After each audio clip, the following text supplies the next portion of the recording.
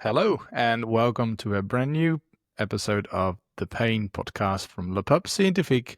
My name is Bart van Buchem. I'm a pain specialist physiotherapist and co-founder of Scientifique. And with me, Tim Beams, founder of Scientifique and expert in residence. Thank you, Tim.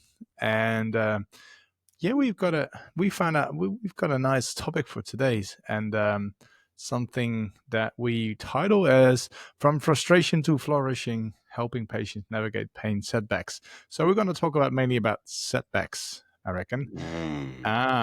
That's something that happens and occurring all the time.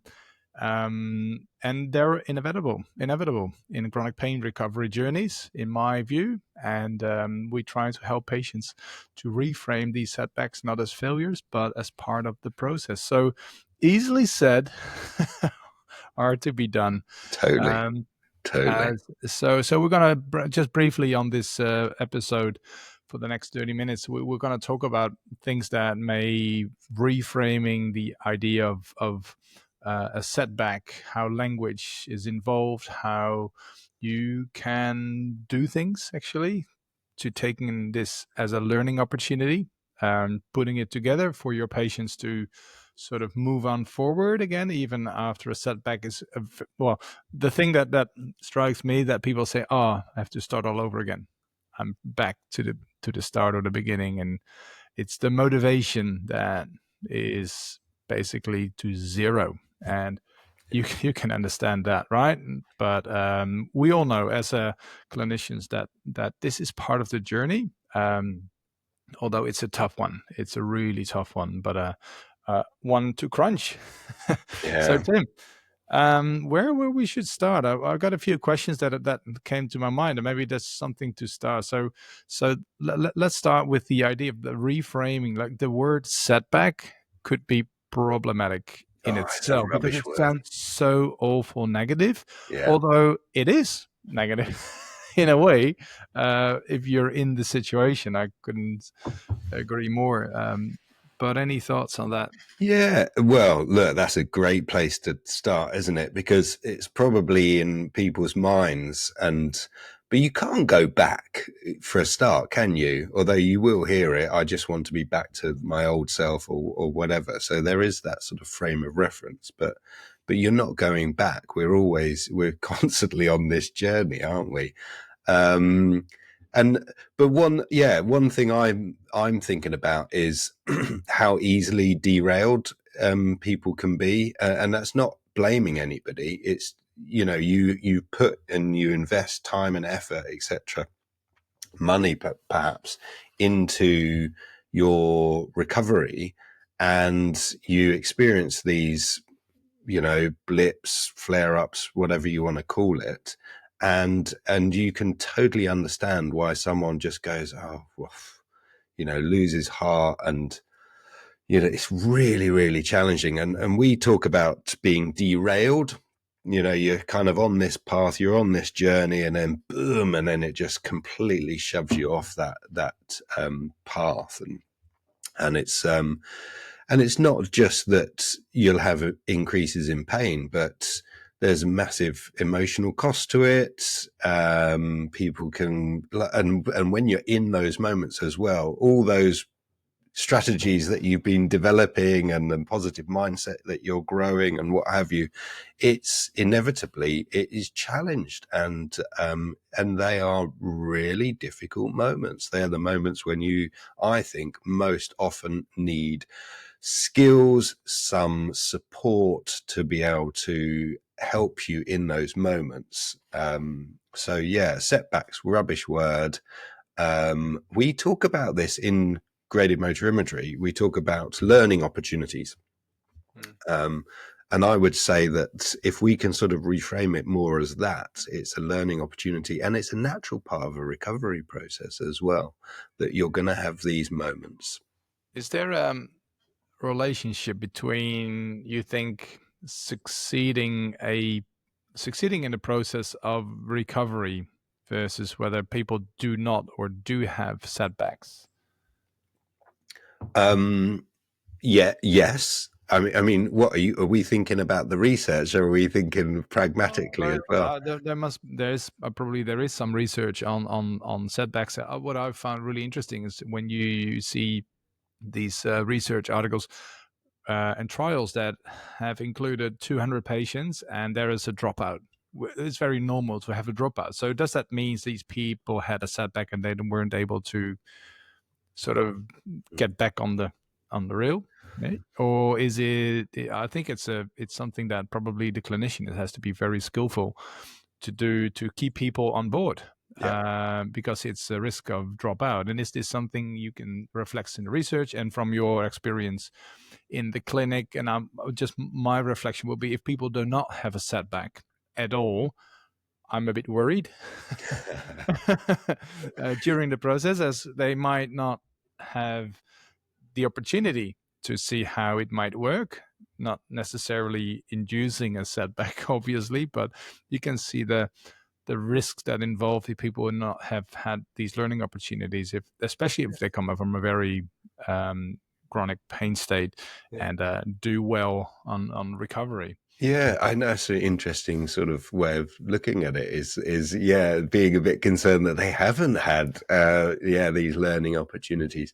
I mean, the research out there on flare-ups, for instance, demonstrates that there is a positive prognostic value in monitoring and understanding flare-ups. So as flare-ups get less in terms of the frequency, the intensity, the time that they're around, that it looks like it's prognostic of people recovering. And I share that with my patients, and partly because I'm wanting to prepare them that it will happen, that there will be flare-ups, and also that might be something that we see as value in, that you're doing the right things and keep on going. You know, you might not have this amazing magic pill that goes, right, pain be gone, but by committing to a process, you will start to see a steady shift and change in the journey. And the pattern, and patterns are interesting from a pain point of view, because everybody has a slightly different one. That, you know, someone's recurring pattern might be over several months, for instance. In fact, it's only just popped into my mind, but I had a conversation with someone yesterday, and they were saying, how isn't it interesting that this is coming up a year almost to the day of the last time that I was struggling? And it's like, oh wow, what an observation. So is there something, and we had a discussion about, is there or isn't there something in the sort of time of the year and what's going on in the life? And so, and like, quite simply, I don't know, but it is interesting to think of it like that as well. Yeah, so that you basically say, well, that implies that there should be a meaning for it. There might be some reason, but and if I understand it correctly, that you're discussing it with an open mind, right? So we don't know, but let's figure out what it might mean, and if it's a year after the date, how does that relate? Although it's hard to have any. There's an N is one. That's the safety, I guess, which allow you to speculate in a way. But if the patient is happy to say, well, the 1st of March is going to be a terrible day. Yeah. Well, as long as it's not every day of the year is a terrible day, I guess there is this merit in this. It's interesting. Do you, I'm going to jump in, but do you know the story of Engel? So the biopsychosocial model, and he predicted his death and illness around his brother and his dad dying with cardiovascular diseases in and around the time. And he noticed he was unwell at a particular time of the year, and he pretty much predicted, I can't remember how closely he predicted, but I think it was within a couple of days, he predicted, I'm going to die of a cardiovascular event on this day. And it was absolutely accurate. Oh, wow. So thinking of holistic understanding of there's some. Well, yeah. Well, it's interesting to go back to these his work for sure. I think his work has been widely misinterpreted because of the lack of understanding and the real reading it. So I would encourage you to go back to George Engel's work. It's been quite accessible. I find it quite easy to read. So there are a few. I don't know the titles by by the back of my mind right now, but there's definitely something that is more close to what he essentially said. So this um, everything together and then making this assumption of your death is quite interesting. I think patients does chronic pain do this all the time in a way. So they predict I'm going to have a setback after this exercise or after this specific activity. Mm. I'm sort of tend to challenge that a bit.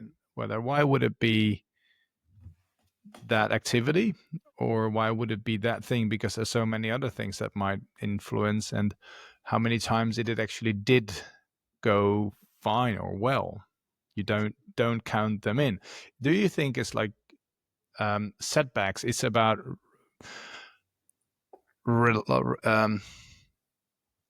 trying to get this understanding of the broader idea of what's really going on, to basically shift the idea of everything is going wrong and this is what I did wrong and this is I should have done this, to something more broader view, like a more, I would say, a more accurate view, basically correcting them. Do you think a setback is correcting the ideas or the understanding of the setback is a part of the reframing? Yeah, yes, yeah. I mean, essentially, yeah. I mean, we've got, as humans, typically a sort of negativity bias within those predictions. So, and if our previous experiences have been fairly negative, including, pain and what have you, then it's understandable that that's even, fueled even further. So, and it's a big part. Certainly, it's a big part of what I do. I think it's a big part of what you do as well. That Yeah, putting we, it into perspective, yeah, putting basically. it Is into that, into yeah. perspective. Yeah, and Well, that's and a and risk, right? There's a risk of putting something in perspective because you're challenging the idea. yes, So I think I'm in a setback now, and you're saying putting a setback in perspective because of the reasons or the meaning of it. It's a tricky part in my view.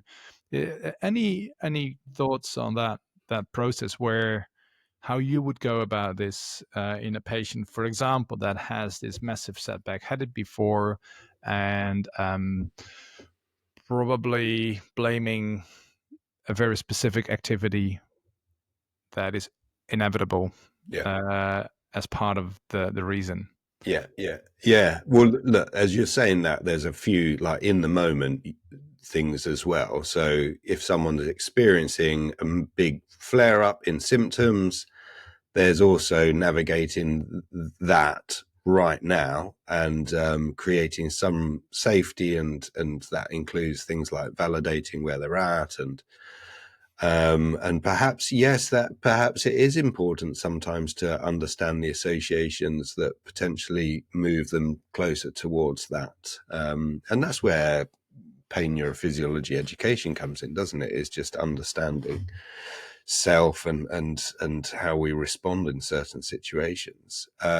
So yeah, there are elements of sort of feeding the here and the now, and something that we know about big flare-ups is that it completely shifts your ability to be able to problem solve as well. So people really struggle. They might have navigated life pretty well, and then the flare up comes about, and then it's almost like they're struggling to be able to use all the skills that they had before, and that's a fairly typical feature of a couple of different pain conditions. So we as clinicians have quite an important role at those times.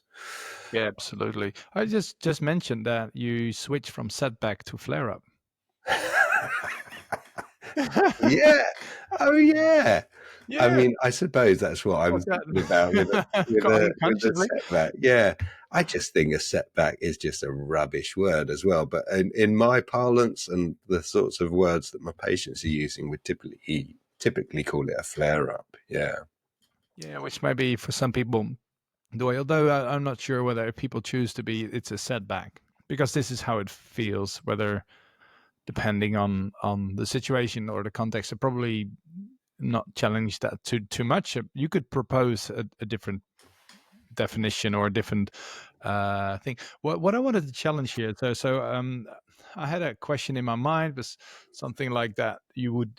expect them to ask, so what are the triggers for setback? Which is, I think that's even that question implies that there is something. But I think we agree in a chronic condition, we're also struggling with, there are so many reasons that it could be the bilby in the bathtub, right? That would be the Aussies will saying the bilby in the bath. There's an English saying probably what would be similar. The straw that broke the camel's back. Yeah. Yes, exactly. Yeah. They're Dutch. Every language has its own. But if that's the case, then talking about triggers Yeah. might be problematic in itself. Would you think of avoiding finding a trigger at some stage, or do you feel like labeling, listing all the triggers, potential triggers, and then so what?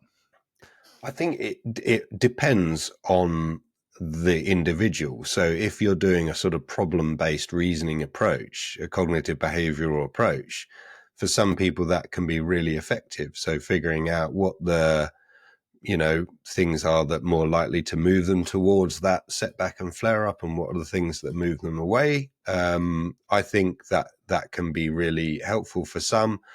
For some, where there is perhaps an overfixation on the problem already, then figuring a more solution focused approach out might be more effective. So, yeah, and I have a variety of different. I'm pretty certain that you're going to have this as well. I have a variety of different ways that I do this, where we're thinking about balance or optimizing health and well-being, or we literally have a sort of more methodical way of structuring what the day and the week and activities might look like. I stole something from Louis Gifford years and years ago, which is basically an individualized way of creating a graded exposure approach where you can learn.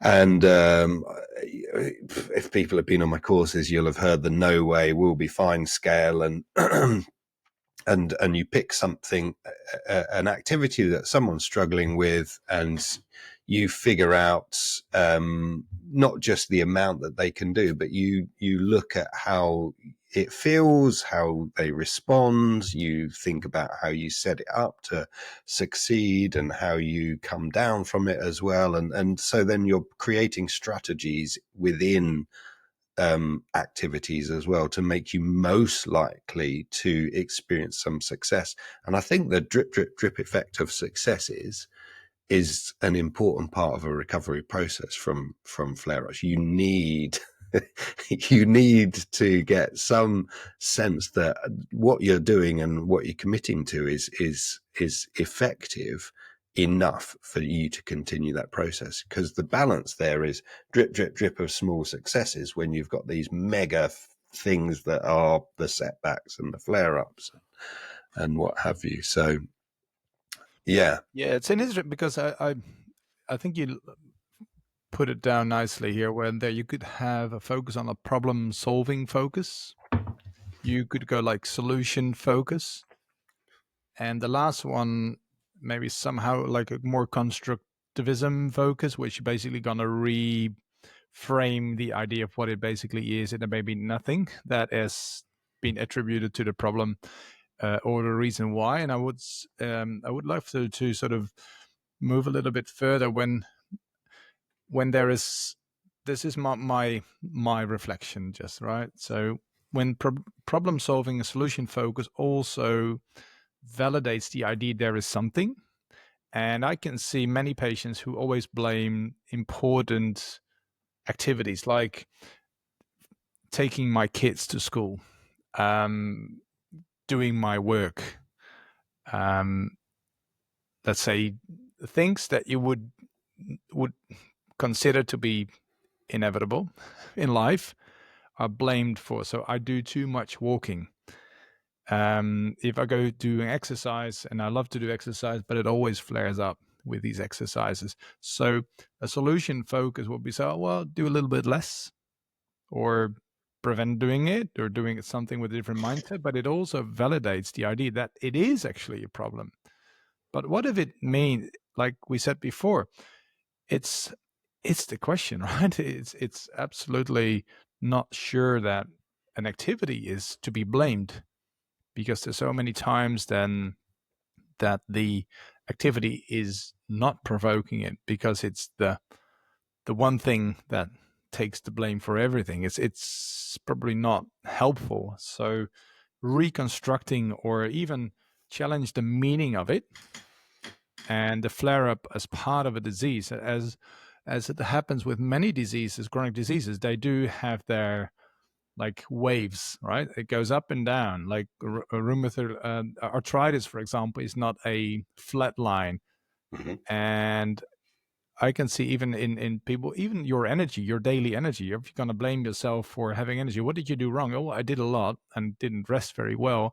So what is it up for now? So I probably have to focus on doing a bit more. But did you did something wrong? No, you did life, right? And sometimes I feel like going solution or problem solving sort of like to an old school cognitive behavioral therapeutic approach, just change it by not doing it. And probably, and that's one of the things that I've seen a lot, and I'm really keen to hear your thoughts on it. That people are starting to avoid these things, retract from life, because the easiest way is not doing it. Yeah.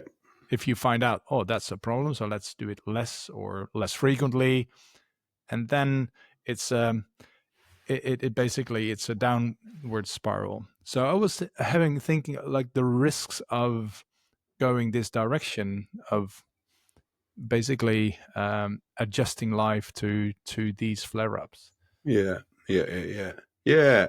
Well, there's avoiders, and it's understandable that if you don't want to be in pain, you avoid doing the thing that caused you pain. I think great, well done, you found a strategy. But unfortunately, what we see is that often spirals down and down and down. So you can do less and less and less, and we have the other side as well, don't we? We have the endurers who just push on through, and the middle way is not the sexiest way.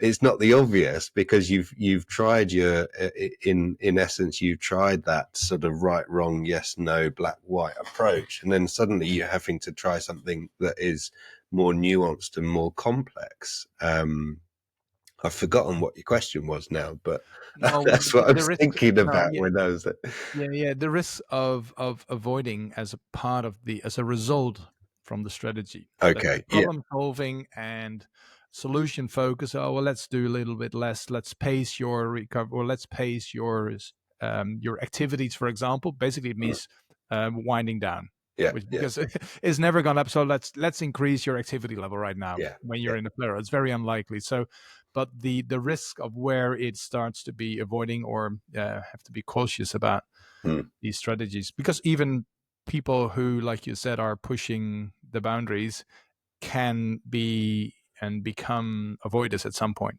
Yeah. Yeah. Well, look, I see a lot of men with pelvic pain, and things like sitting, going to the toilet, etc., are the activities that are most likely to cause pain and flare-ups.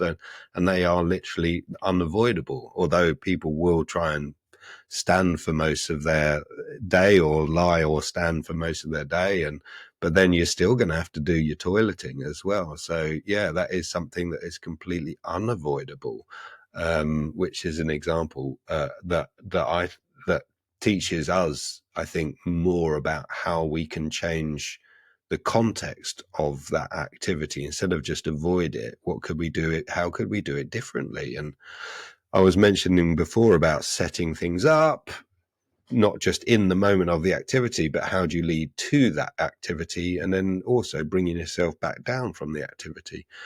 I think are important elements for some people, so that there's more likely to be a success or ease in that activity than there usually is. Just coming to the flare-ups, and we've chatted about this in the past, but I mean, that's something for me to spend some time with my patients talking about, is to have those strategies for when you are actually in the setback and the flare ups. So we call it a toolbox, your flare up toolbox. And some people it's a literal box, some people it's a metaphorical box, but essentially it's a list of instructions. It might include certain things like mantras or tea bags or a hot pack or whatever it is. There's some things that this is what I do when I'm in a flare up. I've already pre-decided that these are my strategies that help me normally to create some ease, and I'm going to commit to what I have already pre-planned. And having that plan in place can in itself provide some safety. I know what to do if things are problematic, but also when they arise, then we have some evidence then of, these are the tools. And actually, I got through this perhaps 10% better than I would have done without that, or actually, it passed relatively quickly compared with normally. And so having those, the preparation in there can be a really helpful process as well. I was having a chat actually. I've worked with a guy for maybe a couple of years now, but we were talking about his flare-ups, and he was saying how, now it's almost like there's so much learnt. This is what I do when I'm in this situation. He can predict when there's like little sort of signs coming up in his body. He knows when actually these are the signs that say I'm doing too much. And I know to just put into place some of those strategies that I always have. So instead of it getting to that flare up or setback level, he's got these like predictors. And the predictors in him, I can't remember exactly what they were, but you hear people say things like, my mouth goes dry, or I start to feel a bit queasy, or I get a little headache in front of my head, or whatever it might be. It isn't necessarily their pain or their main symptoms coming on, but they're little clues. And that awareness, that sort of embodied awareness, is a phenomenal piece for then into the future. So if someone has that then into the future, I think they are mega well equipped. Yeah, exactly. So Takes that's the time to get pre. there. Yeah, so that's sort of finding some indication, or at least some signs that may you start using the toolbox. Right. So Yeah. let's move it to the other side. Why wait until it's really bad to do this Of course. stuff that calms things down? Why not do it beforehand? It's a bit like, your Yeah. house is on fire, so I'll start throwing some water on it. Why not put some precautions in place before the fire even starts? So, yeah. Especially, it's quite certain that it will happen at some point. That there will be flare-ups. I think that's something that's a very honest, right? So why would it just disappear at some point? Even people in migraine. So we've had some very good sessions with Bernhard Taxer as a migraine specialist. Amazing how sort of the strategies that comes, and it is very much on these early signs and symptoms, and act on these. And it's very helpful in managing, because the truth is there will be another migraine attack at some point. So there's no way, it's not an unlikely event. I just wanted to move it sort of the way around. So when this is like the pre's, like the early signs, but there's also this time when people saying, well, how long this is going to take? So I'm in a flare up. And there is this uncertainty. Now, I'm really interested to hear some thoughts from you about this managing uncertainty in terms of how long this is going to last. Well, it's so variable for everybody, isn't it? Because I've had people where it's been several months of, things have been mega, and then thankfully it's more usually a day or two, and then sometimes for some it's hours, but more likely to be a day or two. But it can be more than that. It is so challenging when you're in it, and I've got a couple of people that really come to mind here where their flare-ups are so massive, the system's just going bonkers because of whatever's been going on in life at that time, and being able to sort of navigate those moments, particularly when things have been going relatively well. Mm.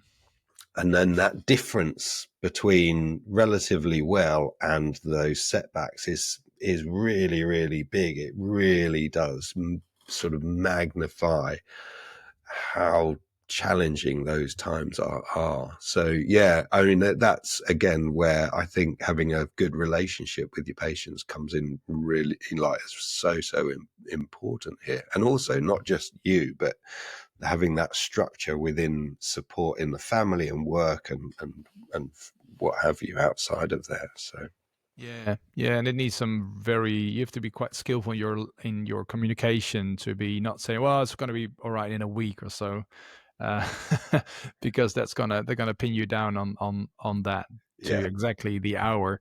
I found that. That's where, having that pre-built plan, pre-agreed structure, if you want, for when things are bad, this is what we do. But that takes a bit of time to get to. And I have sort of fairly distinct in my head, I'm sort of reasoning categories, if you want, but sort of stages of recovery. And the first one is, how do we calm things down? How do we create stability? How do we just create a sense of safety?